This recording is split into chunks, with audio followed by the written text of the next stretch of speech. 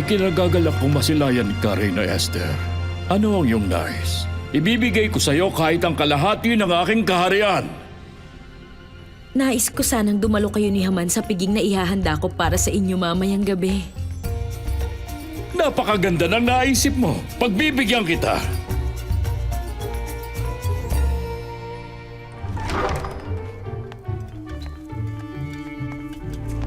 Pinaunlakan ko ang iyong ikalawang piging, mahal kong Reyna.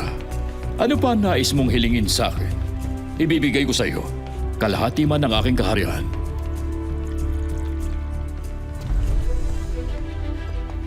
Kung inyo pong mamarapatin, mahal na hari, nais ko po sanang hilingin na ako at ang aking mga kalahi ay inyong iligtas. Sapagkat kami po ay pinagbili. Ipinagbili ka at ang iyong mga kalahi? Sapagkat mahal na hari, kami po ay ipinagbili para patayin at lipulin upang alipinin. Yun po ang katotohanan.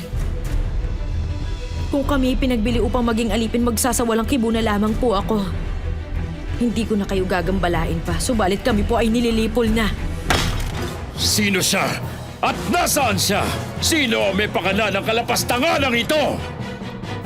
Ang aming kaaway at taga-usig, ang masamang si Haman! Ikaw! May pera!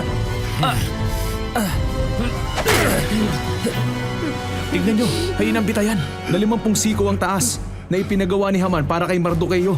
Naroon sa kanyang bahay.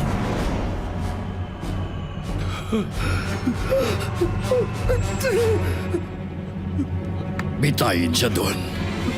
Papa!